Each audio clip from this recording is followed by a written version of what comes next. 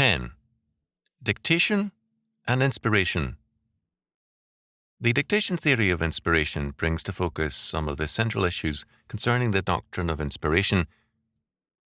Evangelical thinking has fretted at the word dictation and yet tended to gravitate towards the concept. Liberal scholars have used the word to caricature the doctrine as mechanical, rigid, and incredible in terms of human psychology. It is asserted that it is impossible to hold to verbal inspiration without affirming dictation.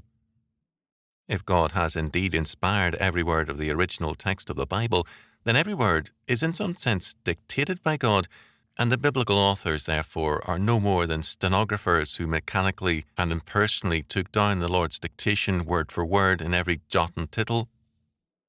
Against this argument, evangelical thinkers have been singularly helpless. If God is the creative author in the sense that Scripture and evangelical Christianity assert, then the text has in some sense been dictated. But the word quote-unquote dictation carries a plain implication of a mechanical use of the human authors, which is totally alien to the meaning of inspiration. The authors asserted themselves to be possessed and used by the Spirit of God, not mechanically dictated to. The word quote-unquote dictation is descriptive in that it asserts the full authorship of God, but questionable in that it implies the mechanical use of men whose mark is all too clearly seen on every page of Scripture. What then is the answer to this dilemma? It should be noted that this problem is very closely related to the general question of God's sovereignty. It is a more specific form of the broader question which asks if man's acts can be personal and free when they are asserted at the same time to be totally God-controlled, foreordained and predestined. More specifically, how can both God and man be the free and personal authors of the same text?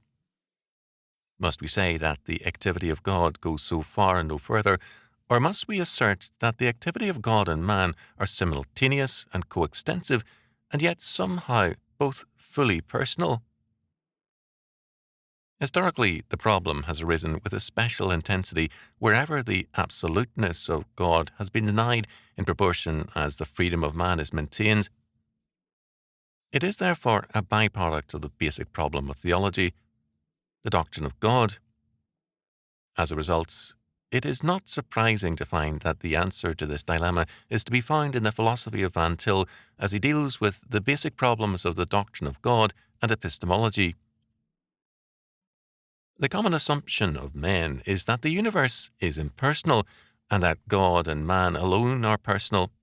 Moreover, it is assumed that man ceases to be personal to the extent that he is predestined by God and determined by causes within the universe. In other words, it is taken for granted that a personal act can only be an individual act.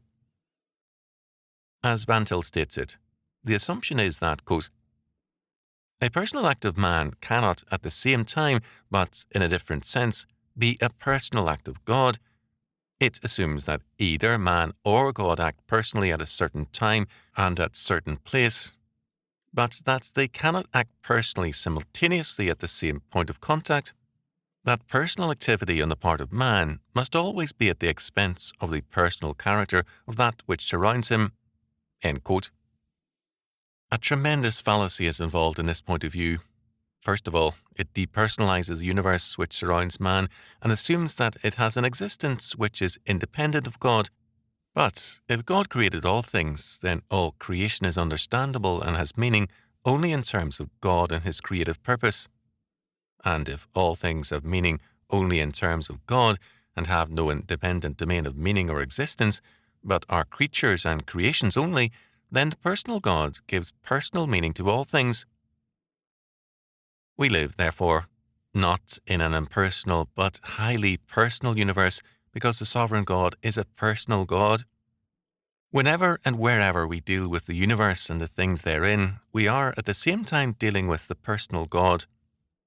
Man never steps out into an impersonal universe. At any and every point, he deals with the personal God, and even in dealing with himself, he still deals with God's creation and the personal God, who, having made him, deals with him personally in every fibre of his life and being. Second, If man too is a created being whose life and meaning can only be interpreted in terms of God's personal will, then man also is personal precisely because he is a creature of a personal God and created in his image. Man finds his true personality not in a domain independent of God, nor where God's activity supposedly ends, but precisely in dependence on God and in harmony with his activity. Man was therefore most fully and truly personal when he lived obediently in paradise, thinking God's thoughts after him, and working out the implications of the divine interpretation of reality. Third, it is now apparent that since all creation has meaning only in terms of God's creative will, all creation gives us personal facts. And man being a creature, man is truly personal to the measure that he accepts this fact concerning creation and himself. Augustine said, quote, "Our hearts are restless till they rest in thee." End quote. Van Til makes it clear that man is most himself, most free and personal, when he most fully lives in terms of God's creative purpose. Thus, the personal activity of man is not in conflict with or independent of the personal activity of God, but in subordination to it. Man is therefore most truly personal and free when he best fulfills his created purpose, when he is most spirit-filled, most God-controlled. He is personal and free because foreordained and predestined. The only way to assert man's freedom and personality is to declare God's absolute sovereignty.